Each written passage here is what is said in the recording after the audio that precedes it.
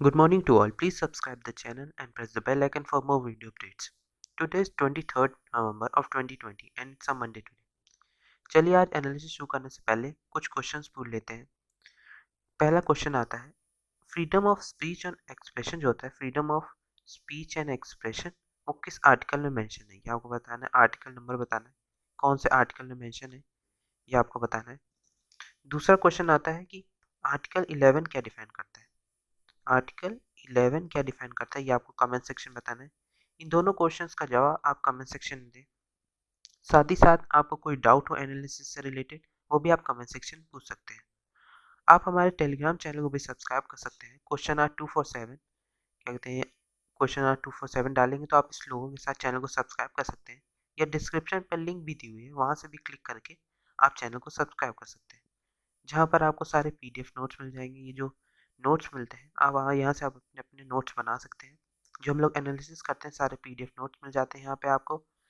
साथ ही साथ आपको यहाँ पे आंसर राइटिंग फॉर्मेट में आंसर्स भी मिल सकते हैं, जहाँ पर आप खुद प्रैक्टिस भी कर सकते हैं, क्या कहते हैं, और आप क्या कहते हैं लोगों का देख भी सकते हैं और अपने आंसर, एक मॉडल आंसर वहाँ से फाउंड हो सकता है आपका।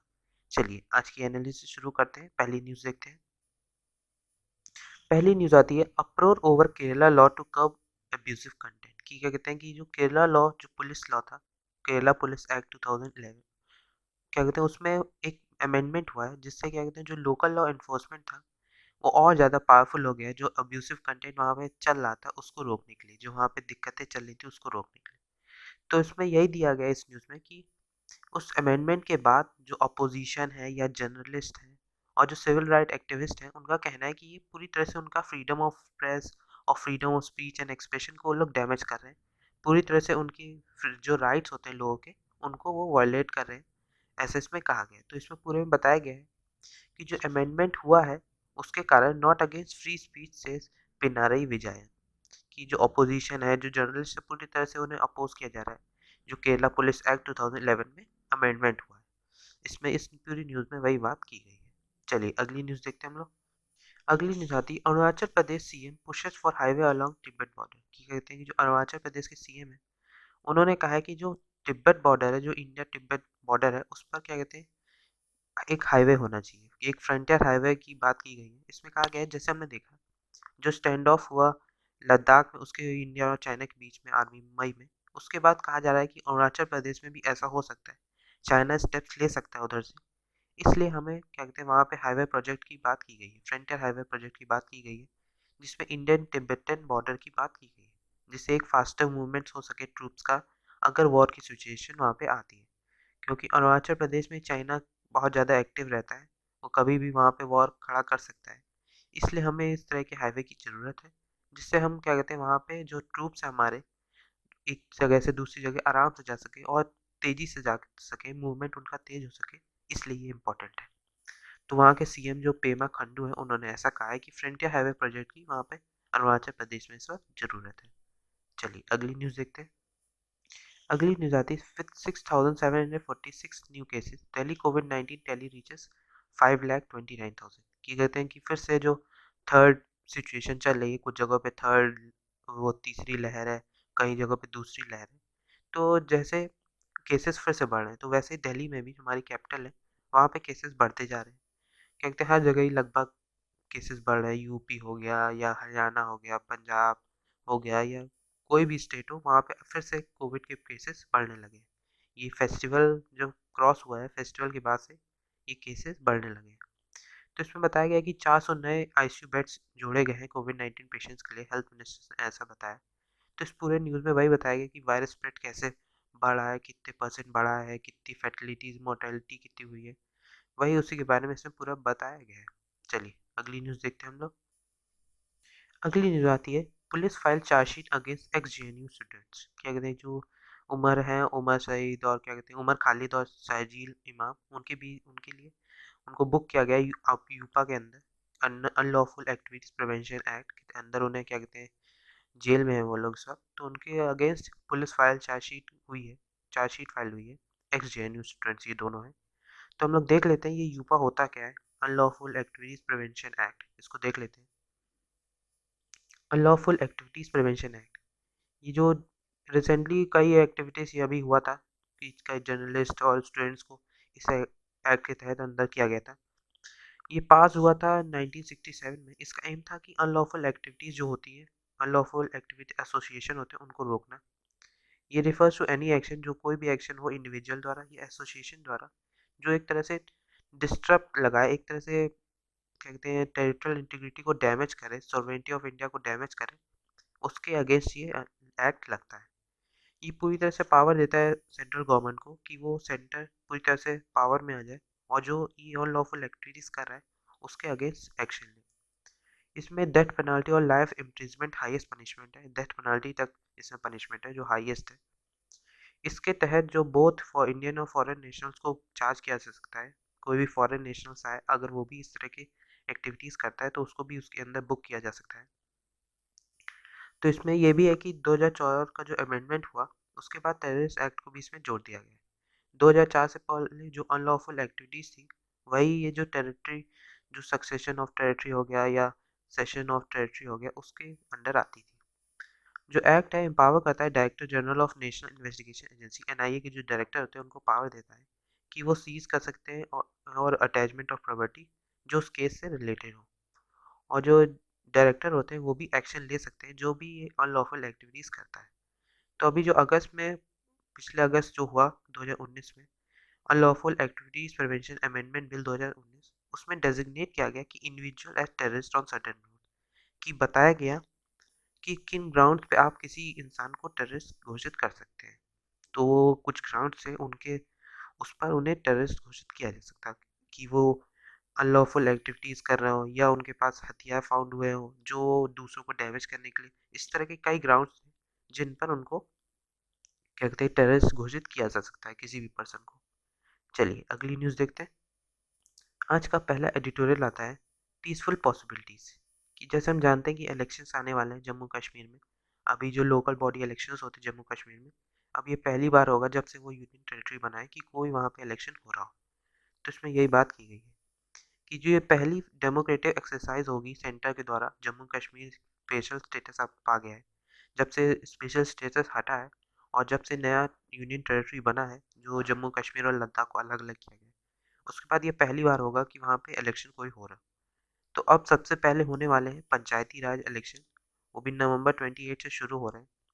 इसमें कहा गया है इन अक्टूबर यूनियन टेरिटरी एडमिनिस्ट्रेशन, उन्होंने एडमेंड किया पंचायती राज एक्ट को, जो प्रोवाइड करता था डिस्ट्रिक्ट डेवलपमेंट काउंसिल जो हर डिस्ट्रिक्ट में होना चाहिए, और इस्टेब्लिशिंग 3 टायर पीआर स्ट्रक्चर, कि पीआर स्ट्रक्चर होना चाहिए कि जो हर डिस्ट्रिक्ट में एक ये डिस्ट्रिक्ट डेवलपमेंट काउंसिल डीडीसी होता है, और क्या कहते हैं एक इस्टेब्लिश किया जाता है एक 3 टायर पीआर स्ट्रक्चर। तो इसमें पूरे में यही बात की गई है। इसमें ये भी कहा गया है peaceful participatory election in a tribal region can be the most forceful demonstration, कि इस वक्त ज़रूरत है कि एक पीसफुल वे में और एक पार्टिसिपेटरी इलेक्शन हो जिससे नॉर्मल वे में एक इलेक्शन हो सके, कोई वायलेंस ना हो, वायलेंस फ्री इलेक्शन हो। इसके बारे में भी इसमें बात की गई है। इसमें कहा गया है कि violence free election is necessary, कि इस वक्त वायलेंस फ्री इलेक्शन बहुत ज़्यादा नेसेसरी है इस वाइब्रेंट डेमोक्रेसी के लिए। क्योंकि इस जो अभी कंडीशन थी वहाँ पे, जो वहाँ पे कई अभी तक कुछ नेताओं को क्या कहते हैं नज़रबंद रखा गया था, अभी छोड़ा गया लोगों को। तो क्या कहते हैं इसके बाद इस तरह के इलेक्शन होना बहुत ज़्यादा इंपॉर्टेंट है कि उन्हें एक वायलेंस फ्री कंडीशन में इलेक्शंस हों। एट लास्ट इसमें कहा गया all that might be said could not be acceptable और डिजायरेबल, कि जो कहा जाए वो पॉसिबल हो या डिजायरेबल हो जरूरी नहीं, लेकिन हमें उन तरह को पीसफुल पॉसिबिलिटीज पे पूरे तरह से लाना होगा। चलिए अगली न्यूज़ देखते हैं, अगला एडिटोरियल। अगला एडिटोरियल आता है प्रेशर एंड पनिशमेंट, कि जैसे हमने देखा कि वर्ल्ड पूरी तरह से फोर्स करता है पाकिस्तान को जो टेंजिबल स्टेप्स लेने के लिए टेरर नेटवर्क्स पे। जैसे हमने देखा कि जो हाफिज सईद था, जिसको कहा गया था कि जो मुंबई टेरर अटैक्स हुए थे 2008 में, जिसमें लोग मारे गए थे, तो वो उनमें उसमें पूरा हाथ उसी का था। उसमें इंडिया और यूएस दोनों ब्लेम करते थे उनको। और ये भी कहा गया था उसके ऊपर कई टेरर फाइनेंस चार्जेस हैं। इसके ऊपर अभी इसी जुलाई लास्ट ईयर क्या कहते हैं उसे बुक किया गया है 2 केसेस के ऊपर, 5.5 एंड 5.5 क्या कहते हैं दोनों को पनिशमेंट है, जिसमें उसे बुक किया गया। इसमें ये भी कहा गया है जो मुंबई अटैक्स हुआ था उसके बाद कोई एक्शन नहीं लिया गया था, अब जाके एक्शन लिया गया है। ऐसा माना जा सकता है कि जो एफएटीएफ है, फाइनेंशियल एक्शन टास्क फोर्स, उसकी जो प्रेशर था या जो यूएसए का प्रेशर था उसके कारण पाकिस्तानी एक्शन लिया है। इसमें ये भी कहा गया है, एट लास्ट कहा गया है कि इंटरनेशनल कम्युनिटी जो होती है या ऑर्गेनाइजेशन FATF वो पूरी तरह से प्रेशर करे इस्लामाबाद को इस तरह के टेंजिबल आउटकम्स लाने के लिए, कि जब भी जो टेररिस्ट या टेररिस्ट ग्रुप वहाँ के जो हैं, अगर कोई वो एक्शन करते हैं जो वायलेट करते हैं कहीं की कंडीशन, तो उस पर पाकिस्तान एक्शन ले, तो FATF जैसे ऑर्गेनाइजेशन या कम्युनिटी को एक्शन लेना होगा। तो हम लोग देख लेते हैं कि FATF होता क्या है, financial action task. Financial action task force ये इंटर गवर्नमेंटल ऑर्गेनाइजेशन है जो फाउंड किया गया था 1989 में G7 के द्वारा, की कॉम्बैट मनी लॉन्ड्रिंग को रोकने के लिए। इसका हेडक्वार्टर इस house at the OECD headquarters in Paris, जो OECD हेडक्वार्टर्स है पेरिस में, उस पर है। इट होल्ड 3 प्लेनरी मीटिंग्स होती है हर साल, 12 मंथ के क्या कहते हैं, जो 12 महीने के जो प्रेसिडेंसी उनकी चेंज होती है, उसमें एक 3 मीटिंग होती है, हर प्रेसिडेंट के अंदर 3 मीटिंग होती है। 2019 तक FATF में 37 मेंबर जुरिडिक्शन था। पहले इंडिया ऑब्जर्वर था 2006 में FATF का, लेकिन फिर उसे धीरे धीरे फुल फ्लेज मेंबर बना दिया गया और इंडिया 34th मेंबर था FATF का।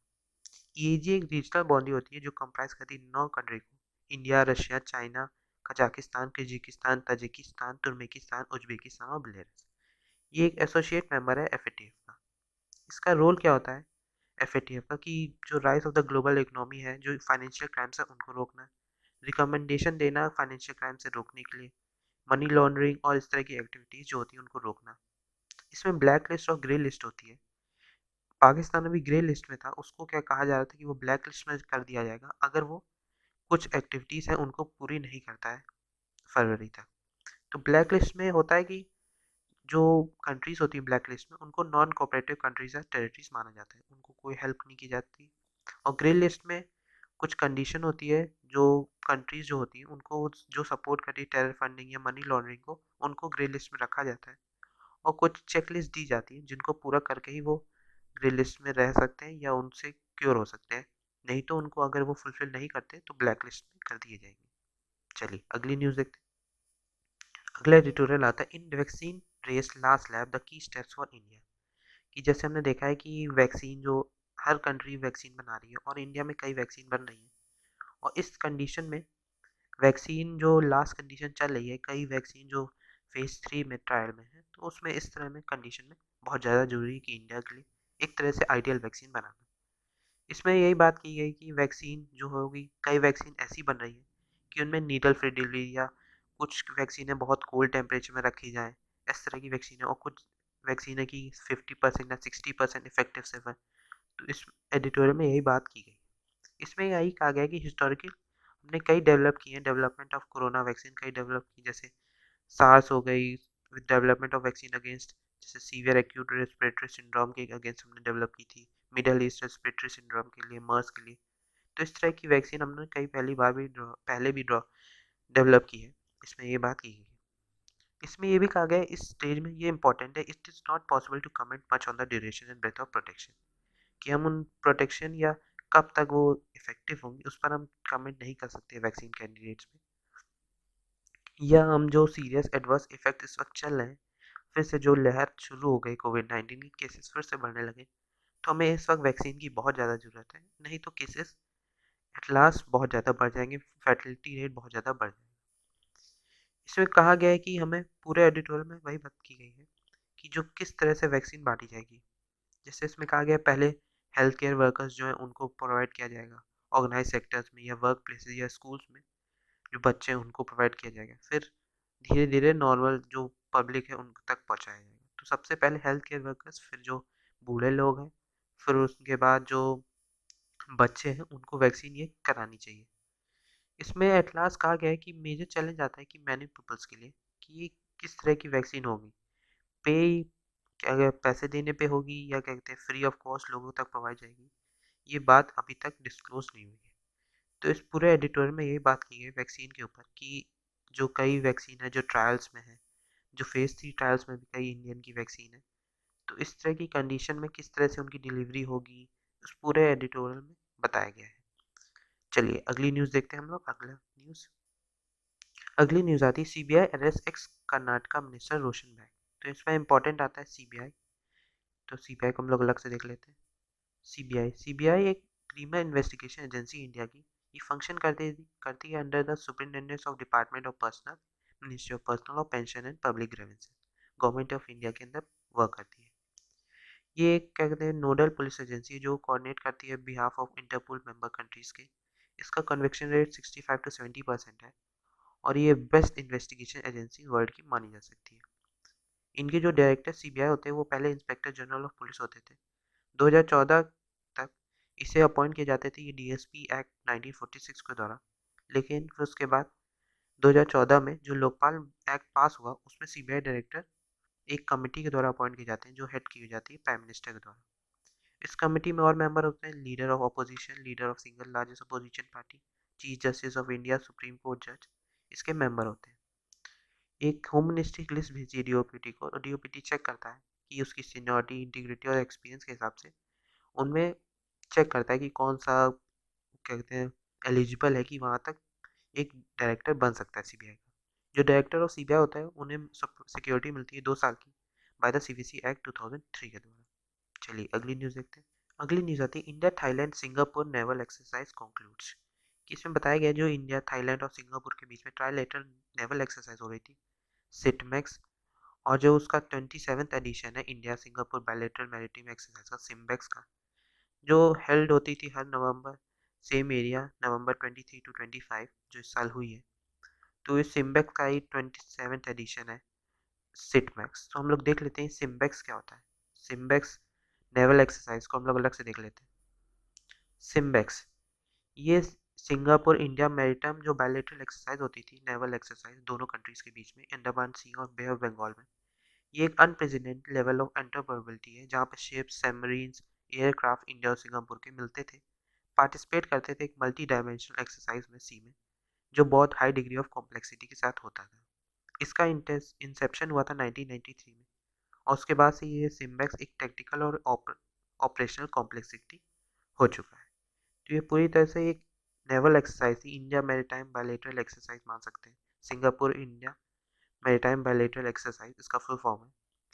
आप इसको याद रख सकते हैं कि एक नेवल एक्सरसाइज है इंडिया और सिंगापुर के बीच में और इसमें हाई कॉम्प्लेक्सिटी रहती है। चलिए आज के लिए इतना ही। Thank you very much. अगर आपने चैनल को सब्सक्राइब नहीं किया तो चैनल को सब्सक्राइब कर दें और प्लीज़ लाइक बटन जरूर दबा दें। Thank you very much.